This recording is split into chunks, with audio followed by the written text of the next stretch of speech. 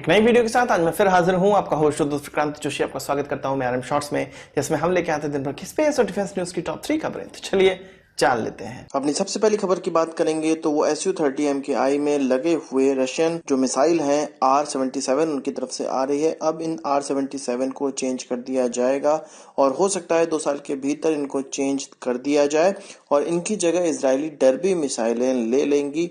आपको पता है कि R-77 की जो कैपेबिलिटी है वो लगभग 80 से 100 किलोमीटर की है और इसको एमरेम्स मिसाइल का ही एक सब्स्टिट्यूट माना जाता है और रशियन सब्स्टिट्यूट माना जाता है। पर जो बालाकोट के बाद पाकिस्तान ने वापस हम पे अटैक किया था और वहां पर जो डॉग फाइट हुई थी वहां पर रशियन R-77 जो हमारे Su-30 MKI में लगे हुए थे वो उनके F-16 को ब्लॉक करने में कामयाब नहीं हो पा रहे थे।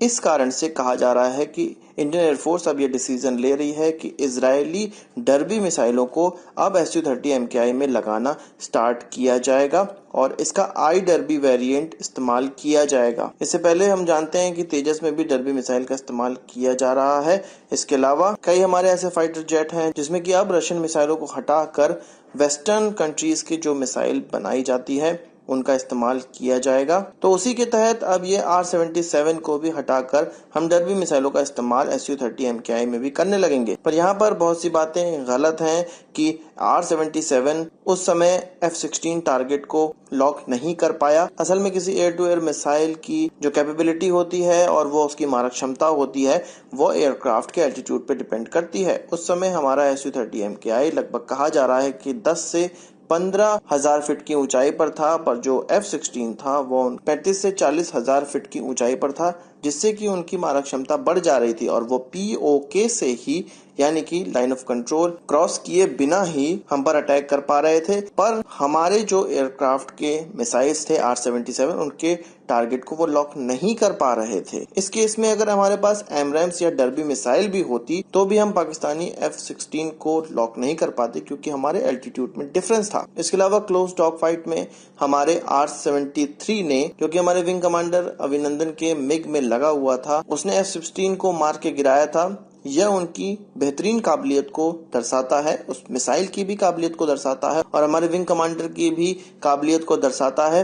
पर ऐसा इंडियन एयरफोर्स को अब महसूस होने लगा है कि जो हमारे पास R-77 है उनकी जगह डर्बी मिसाइल को अगर रिप्लेस कर दिया जाएगा तो हमारे लिए यह बेहतर होगा। अगली खबर हमारी आकाश IS वेरिएंट की तरफ से आ रही है। आप जानते हैं कि आकाश जो हमारा इंडिजिनियसली डेवलप किया हुआ सरफेस टू एयर मिसाइल है उसका एक इंडिजिनस सीकर के साथ दोबारा टेस्ट किया गया। इससे पहले चांदीपुर उड़ीसा में 2017 में ही इसी प्रकार का टेस्ट किया गया था इंडिजिनस सीकर के साथ, तो अब इसका दूसरा ट्रायल भी किया गया है। हम जानते हैं कि आकाश सिस्टम को ऑलरेडी डिप्लॉय किया जा चुका है और 2013 से ही यह डिप्लॉय है और ग्वालियर, हसीमारा, तेजपुर, जोरहट और पुणे के इंडियन एयरफोर्स के बेसिस को यह सुरक्षा प्रदान करता है। और इसके साथ साथ हमारे पास Israeli spider air defence system है। तो ये दोनों एयर डिफेंस सिस्टम हमारे एयरफोर्स बेस और कुछ महत्वपूर्ण स्थानों को अभी सुरक्षा दे रहे हैं। तो इसके लिए DRDO ने जो इंडिजिनस सीकर डेवलप कर लिया है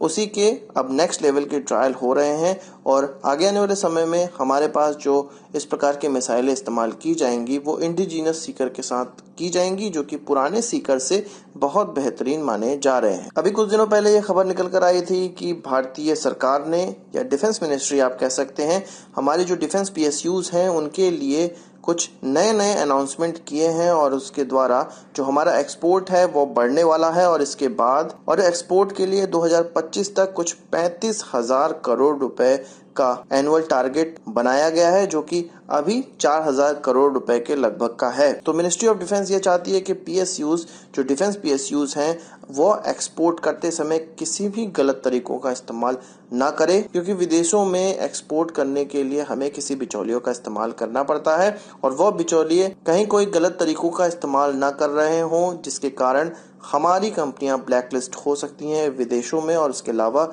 अलग अलग प्रकार की पेनल्टीज भी लग जाती हैं सरकारों के द्वारा। तो इन सब चीजों से बचने के लिए डिफेंस मिनिस्ट्री चाहती है कि किसी भी प्रकार की कोई गलत तरीकों का इस्तेमाल ना किया जाए डिफेंस PSUs के द्वारा। और यहाँ पर डिफेंस मिनिस्ट्री ने डिफेंस PSUs को एक फ्री हैंड यह दिया है कि इससे पहले डिफेंस पीएसयूज को कोई भी एक्सपोर्ट करने के लिए मिनिस्ट्री से बात करनी पड़ती थी और मिनिस्ट्री के मुताबिक ही वह बिडिंग करते थे, पर अब पीएसयूज को डिफेंस मिनिस्ट्री को यह सब बताने की आवश्यकता नहीं है और वो डायरेक्ट किसी भी बिडिंग में अपना बिड प्रस्तुत कर सकती है। तो पीएसयूज को फ्री हैंड देने के एवज में डिफेंस मिनिस्ट्री यह चाहती है कि पीएसयूज किसी भी गलत तरीके का इस्तेमाल ना करे और क्वार्टरली उनको रिपोर्ट करना पड़ेगा कि वो किन किन तरीकों से, किन किन बिचौलियों के माध्यम से एक्सपोर्ट को अंजाम दे रहे हैं। तो आज की इस वीडियो के लिए बस इतना ही। आशा करता हूँ कोई वीडियो पसंद आया होगा, आप इसको एक बड़ा थम्स अप जरूर देंगे। इस वीडियो से संबंधित कोई सवाल या सुझाव हो तो कमेंट बॉक्स में जरूर लाइएगा और यदि आपने हमारे चैनल को सब्सक्राइब नहीं किया है उसे भी कर लीजिए, क्योंकि हम इस प्रकार की वीडियो लाते रहते हैं। नमस्कार, थैंक यू, जय हिंद।